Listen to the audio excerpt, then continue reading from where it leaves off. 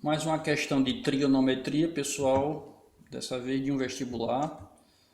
E vai precisar que você conheça a ideia de seno, cosseno e tangente, tá? Mais precisamente do seno, né? Porque ele fala aqui. São as razões trigonométricas mais usadas e são as mais básicas: seno, cosseno e tangente. Beleza? Então vamos lá. As construções de telhados, em geral, são feitas com um grau mínimo de inclinação em função do custo. Para as medidas do modelo de telhado representado a seguir, o valor do seno do ângulo agudo φ, essa letra grega é φ, é dado por, observe as alternativas, todas com raiz de 10 ou raiz de 2, né? E ele não extraiu essa raiz. Tranquilo? A figura dada. O ângulo, é isso aqui que ele está falando, o ângulo mínimo φ.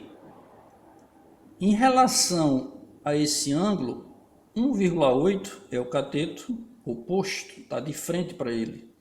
E 5,4 é o cateto adjacente a ele, pegado, tudo bem?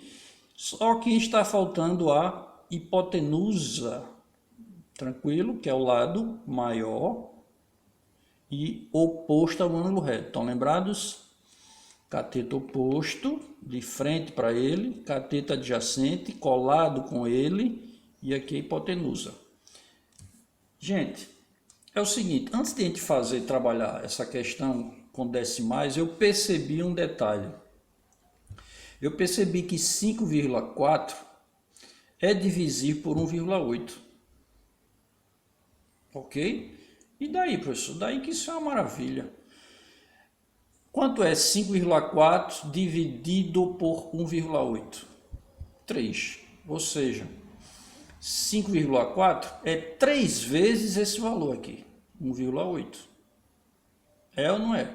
E daí que você vai perceber mais adiante que é melhor trabalhar com outros valores, devido a essa percepção, do que com decimal.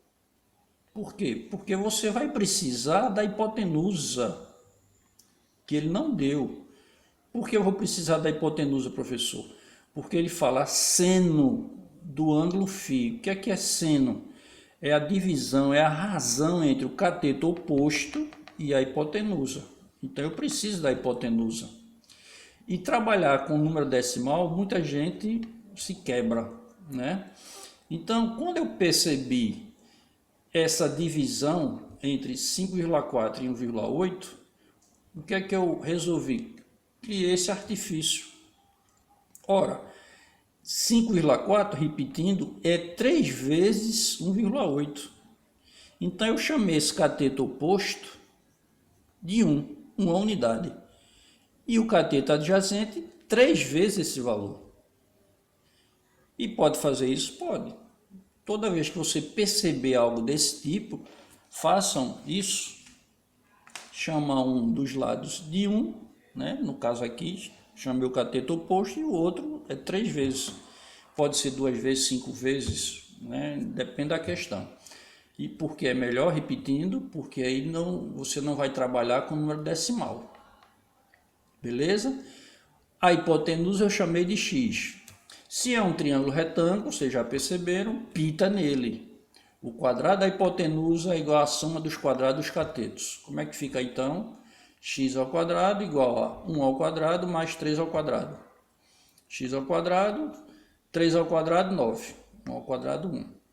1 mais 9, 10. Qual o número que eleva a 2 para dar 10? Isso equivale a raiz de 10. Então, a hipotenusa é raiz de 10. Eu não vou extrair ela, por quê? Porque olha as alternativas.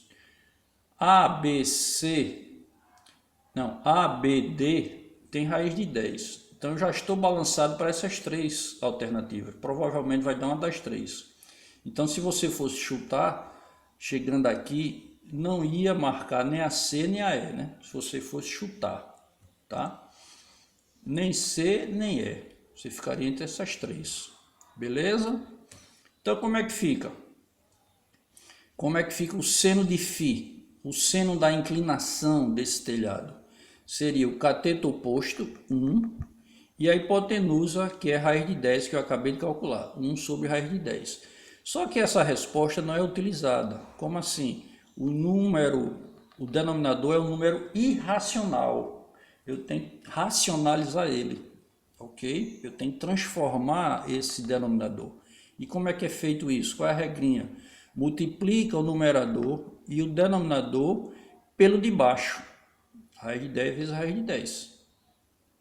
Se fosse raiz de 5, você botava raiz de 5, raiz de 5. Se aqui fosse raiz de 7, raiz de 7, raiz de 7. E assim por diante. Ok? Então, 1 vezes raiz de 10, raiz de 10. Raiz de 10 vezes raiz de 10, raiz de 100. Qual é a raiz de 100? Raiz de 100 é 10. Então, ficou raiz de 10 sobre 10. Portanto, letra D. Beleza?